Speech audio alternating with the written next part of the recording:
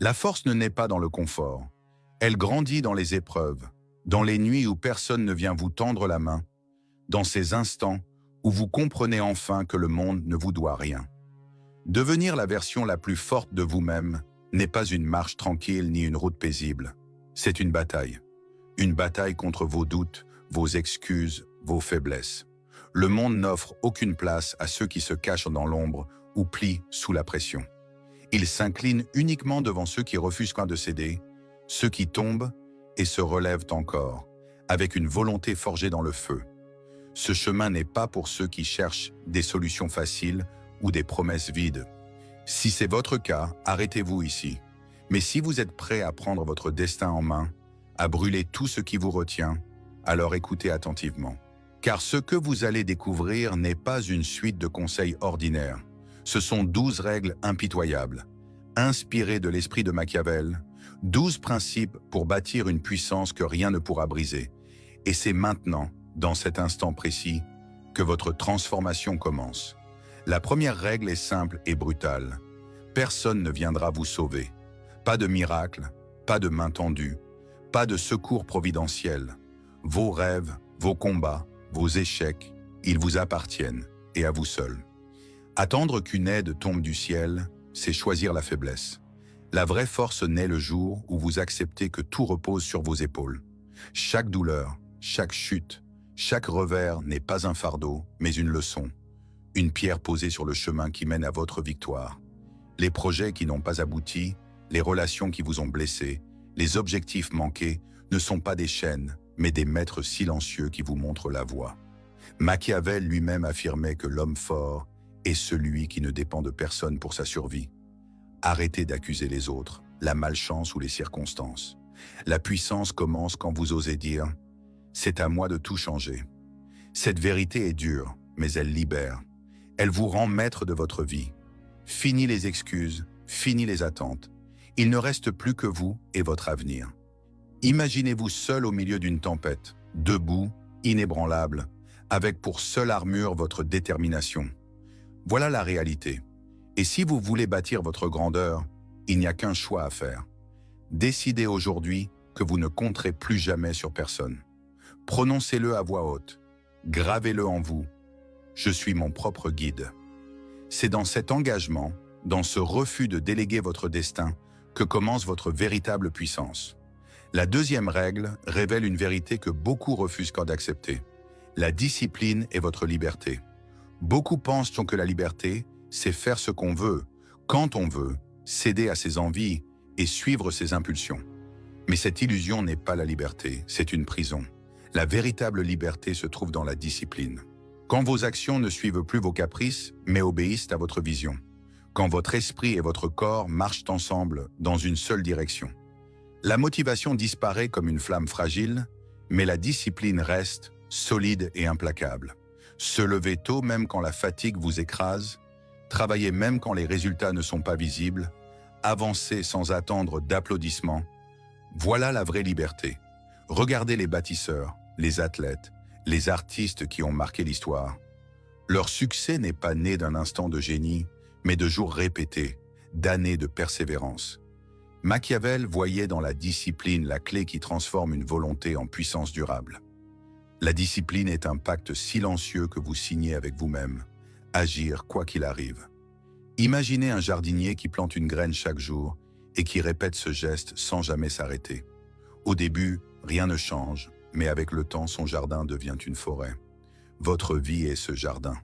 Commencez par une habitude simple, 10 minutes de sport, de lecture ou de réflexion chaque matin, et tenez bon, sans jamais rompre votre engagement. Alors un jour, vous verrez l'édifice de votre avenir s'élever sous vos yeux. Dites-le clairement, répétez-le comme une vérité. La discipline est ma liberté. Car c'est en la choisissant que vous prenez réellement le contrôle de votre vie.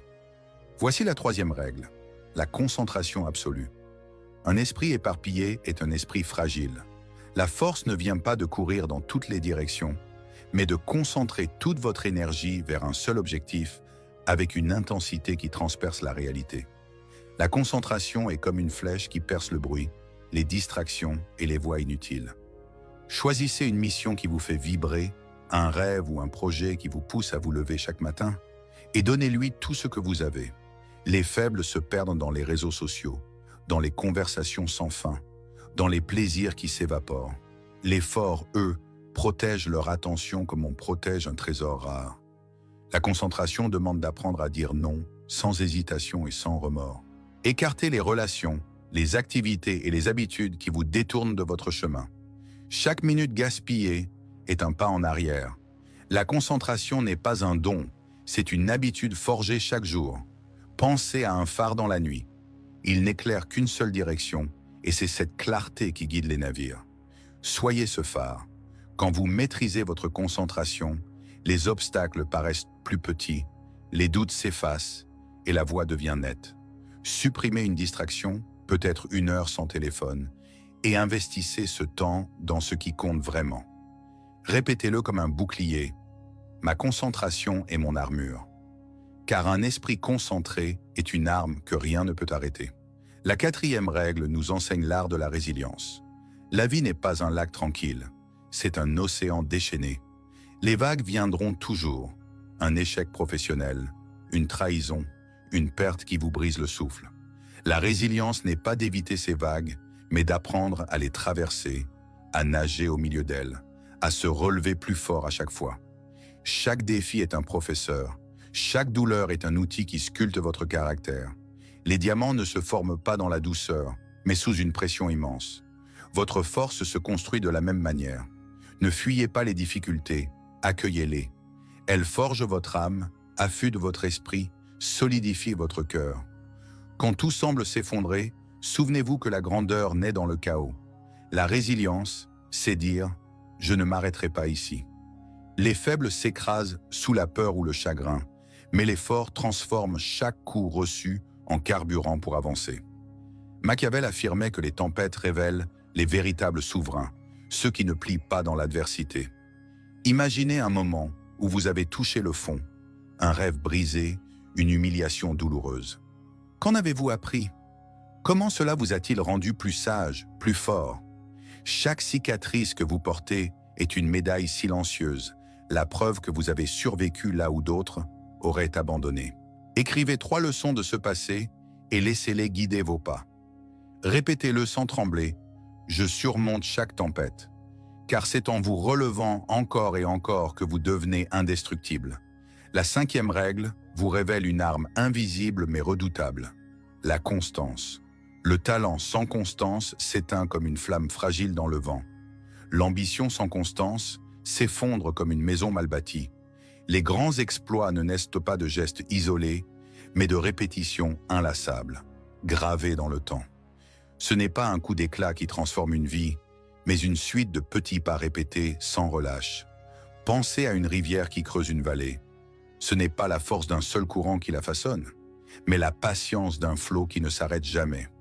Voilà la vérité. La constance est discrète, silencieuse, parfois invisible, mais elle est l'arme des indomptables. Les faibles s'accrochent à l'excitation du moment. Ils veulent des résultats rapides, ils abandonnent dès que la fatigue ou l'ennui s'installe. Mais les forts avancent même quand personne ne les regarde. Ils continuent quand les autres s'arrêtent. Ils bâtissent quand les autres détruisent. La constance est un marathon, pas un sprint. Elle demande de répéter, jour après jour, des gestes simples qui finissent par devenir votre identité. Ce que vous faites régulièrement finit par définir ce que vous êtes. Si vous pratiquez la discipline un seul jour, vous êtes motivé.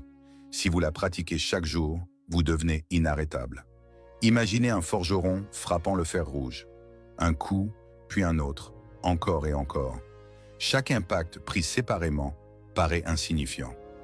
Mais après des centaines de coups, le métal prend forme, devient une lame incassable. Votre vie est ce métal. Votre persévérance est ce marteau. Sans constance, vous restez informe. Avec constance, vous devenez une arme. Ne croyez pas que la force vient de la vitesse. Elle vient de la répétition. Chaque jour, même sans résultats immédiats, vous sculptez votre avenir. Écrivez, entraînez-vous, apprenez, créez. Faites-le encore, et un jour vous verrez ce que les autres appellent un miracle. Mais vous saurez que ce n'était pas un miracle. C'était la constance. Choisissez dès aujourd'hui une habitude simple, 10 minutes d'exercice, 10 minutes de lecture, 10 minutes de réflexion. Et ne rompez jamais ce pacte avec vous-même, car le jour où vous tenez votre parole malgré la fatigue, malgré le doute, malgré l'envie d'arrêter, ce jour-là vous devenez intouchable. Répétez-le avec force, comme une vérité sacrée. La constance me rend indomptable. Car ce n'est pas l'éclat d'un instant qui construit un empire, mais la persévérance inlassable d'une vie entière. La 6e règle vous enseigne la force de la solitude. Beaucoup craignent le silence. Ils le fuient comme une menace. Ils remplissent par chaque minute de bruit, de distraction, de conversation inutile. Mais c'est dans le silence, dans la solitude, que naît la véritable puissance. Être seul ne veut pas dire être faible. Être seul ne veut pas dire être abandonné. Être seul, c'est apprendre à vous suffire à vous-même, à marcher sans avoir besoin de validation ni d'approbation. Ceux qui ne supportent pas d'être seuls deviennent esclaves de l'opinion des autres. Ils cherchent sans cesse des regards, des applaudissements, des mots pour se sentir exister. Mais un esprit fort se forge dans l'isolement, dans ces moments où il n'y a personne pour vous encourager, personne pour vous retenir, personne pour vous applaudir. Là, vous découvrez qui vous êtes vraiment. La solitude est une école. Elle vous apprend à penser par vous-même, à entendre votre voix intérieure quand le monde entier crie contre vous. C'est dans la solitude que les grands esprits ont écrit, que les bâtisseurs ont conçu, que les guerriers ont trouvé la clarté avant de partir au combat. Machiavel lui-même rédigeait ses réflexions enfermé dans son cabinet, loin du tumulte des foules, car il savait que la clarté naît quand on ose se confronter à soi-même. Alors ne fuyez plus la solitude, cherchez-la. C'est une forge invisible qui durcit votre mental, un feu qui brûle vos faiblesses et éclaire votre véritable identité. Imaginez un arbre dans la tempête. Il est seul au milieu du champ, exposé au vent, aux pluies, au soleil brûlant. Les arbres de la forêt, eux, s'abritent les uns derrière les autres. Mais celui qui survit seul dans le champ développe des racines plus profondes, plus solides, car il n'a que lui-même pour résister. Cet arbre, c'est vous. Plus vous vous enracinez dans votre solitude, plus vous devenez inébranlable. Et le jour où vous retournez vers les autres, vous n'avez plus besoin de leur approbation, vous n'avez plus besoin de leur reconnaissance. Vous apportez simplement votre force parce que vous n'avez plus besoin d'eux pour exister. La solitude est exigeante. Elle peut être dure, parfois douloureuse, mais elle est l'allié de ceux qui veulent atteindre un autre niveau. Utilisez-la pour réfléchir, pour créer, pour construire. Coupez le bruit, éloignez-vous du vacarme, passez 1 heure, une journée, une semaine seul avec vous-même. Au début, ce sera difficile, mais c'est dans cet inconfort que naît votre pouvoir. Répétez-le avec conviction. Je n'ai pas peur d'être seul, car ma solitude est ma force. Car un homme qui maîtrise la solitude devient imprenable. Rien ne peut l'atteindre, car il a appris à se tenir debout, sans personne à ses côtés. La 7e règle vous enseigne à maîtriser votre énergie. Votre énergie est votre ressource la plus précieuse que l'argent, plus précieuse que le temps. Pourtant, la plupart la gaspillent sans même s'en rendre compte. Ils la laissent pas s'échapper dans des colères inutiles, dans des querelles vides, dans des distractions qui ne laissent rien derrière elles. Celui qui veut devenir fort doit apprendre à contrôler son énergie, comme un général contrôle son armée. Chaque geste, chaque parole, chaque pensée consomme une part de votre force vitale. Alors demandez-vous, est-ce que cela mérite mon énergie? La vérité est simple, la plupart des batailles ne méritent même pas que vous y consacriez un souffle. Conservez vos forces pour ce qui vous élève, pas pour ce qui vous tire vers le bas. Un esprit dispersé est faible, un esprit concentré est invincible. Machiavel rappelait que le pouvoir se conserve par une bonne gestion des ressources. Appliquez ce principe à votre propre vie. Refusez d'alimenter les conflits stériles, refusez d'alimenter les émotions destructrices, refusez de nourrir les relations qui vous vident. Choisissez où va votre énergie et refusez de la gaspiller. Visualisez votre énergie comme un feu. Si vous dispersez les flammes, elles s'éteignent. Mais si vous les rassemblez, elles deviennent un brasier qui illumine tout. Répétez-le comme un serment. Je protège mon énergie car elle est ma puissance. Voici maintenant la 8e règle. Forgez un esprit indestructible. Votre corps peut être brisé, vos biens peuvent vous être arrachés, mais si votre esprit tient bon, alors personne ne pourra jamais vous vaincre. L'esprit est la citadelle ultime. Mais cette citadelle ne se construit pas dans la facilité, elle se construit dans l'adversité. Chaque épreuve traversée est une pierre ajoutée à vos murs intérieurs. Chaque douleur surmontée est une forteresse invisible que rien ne peut détruire. Le monde cherchera toujours à vous briser, à vous détourner de votre route, à vous affaiblir. Les insultes, les rejets, les échecs, les pertes, tout cela viendra vous tester. Mais vous avez le choix, plier ou vous renforcer. Un esprit indestructible ne se forge pas en évitant les coups, mais en les encaissant, en apprenant, en devenant plus solide à chaque impact. Imaginez un roc au milieu d'un torrent. L'eau frappe encore et encore, mais le roc reste debout, immuable. Devenez ce roc. Ne laissez aucune critique, aucune humiliation, aucun revers fissurer votre esprit. Écrivez-le dans votre conscience. Je suis imprenable. Mon esprit est une forteresse. Car si vous protégez votre mental, tout le reste suivra. Retenez bien la 9e règle. Un corps puissant soutient un esprit puissant. Vous ne pouvez pas prétendre à la force intérieure si vous négligez votre force physique. Votre corps est le véhicule de votre volonté, l'instrument qui exécute vos décisions. Si ce corps est faible, lent, fatigué, alors vos ambitions resteront prisonnières de vos limites. Machiavel affirmait que le prince devait toujours être prêt au combat, car un chef incapable de se défendre est un chef condamné. Appliquez cette loi à vous-même. Entraînez votre corps comme une arme.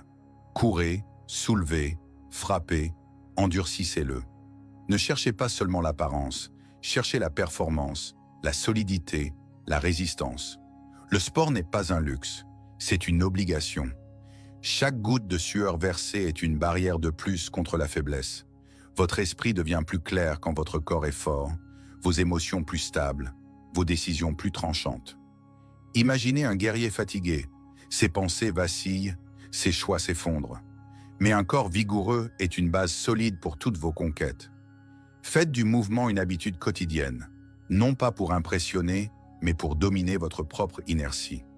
Répétez-le avec force. Mon corps est mon arme et je l'aiguise chaque jour. Car un corps puissant est le pilier sur lequel s'élève un esprit invincible. La 10e règle vous ordonne de penser à votre héritage. Votre vie n'est pas seulement ce que vous faites aujourd'hui, c'est ce que vous laissez derrière vous. Les faibles vivent pour le plaisir immédiat, mais les forts construisent comme quelque chose qui leur survivra. Chaque action, chaque mot, chaque création est une pierre ajoutée à l'édifice de votre héritage. Machiavel rappelait que la grandeur d'un homme se mesure à ce qu'il lègue au monde. Demandez-vous, si je disparaissais demain, qu'aurais-je laissé? Vivez de façon à ce que vos pas résonnent encore longtemps après vous. La 11e règle révèle l'importance de maîtriser votre temps. Le temps est la seule ressource que vous ne récupérerez jamais. Perdre de l'argent n'est rien. Perdre du temps est une condamnation. Chaque heure compte, chaque journée est une bataille qu'il faut gagner. Ceux qui gaspillent leur temps deviennent esclaves de la médiocrité. Ceux qui le protègent bâtissent leur empire. Machiavel écrivait que l'homme sage sait saisir l'occasion quand elle se présente. Devenez cet homme. Refusez les pertes de temps, écartez les distractions et consacrez vos heures à ce qui vous rend plus fort. Répétez-le, je domine mon temps car il est mon royaume. Enfin, la 12e règle, devenez intouchable. Être intouchable ne veut pas dire éviter les épreuves, mais devenir si solide que rien ne peut vous briser. Les critiques glissent, les échecs ne vous arrêtent pas, les attaques ne vous ébranlent plus. Intouchable signifie que votre valeur n'est plus définie par l'opinion des autres, mais par votre propre force. Machiavel voyait dans cette invulnérabilité la clé du pouvoir. Celui qu'on ne peut ni manipuler ni détruire devient redouté et respecté. Soyez ce roc, soyez cette forteresse, et proclamez-le avec conviction. Je suis intouchable. Vous avez parcouru les 12 règles, 12 principes de fer pour transformer votre vie. Ces règles ne sont pas là pour plaire. Elles sont là pour durcir votre esprit, fortifier votre corps et réveiller en vous une puissance que rien ne peut briser. Elles exigent de la discipline, du courage et de la résilience, mais en retour, elles offrent la liberté, la clarté et la domination de votre destin. Machiavel nous rappelait que le monde n'appartient pas aux faibles ni aux hésitants, mais à ceux qui osent, à ceux qui voient dans la réalité telle qu'elle est et qui avance malgré tout. Ce que vous venez de découvrir est une vérité dure, mais libératrice. Personne ne vous sauvera, tout dépend de vous. Alors, gravez ces règles en vous, répétez-les, vivez-les. Faites-en vos armes, vos boucliers, vos fondations. Et quand viendra le doute, souvenez-vous de cette promesse. La vie ne récompense pas les spectateurs, elle n'élève que les inébranlables. Prenez ces 12 règles, faites-en le code de votre existence, et le monde n'aura plus d'autre choix que de s'incliner devant la force que vous êtes devenue.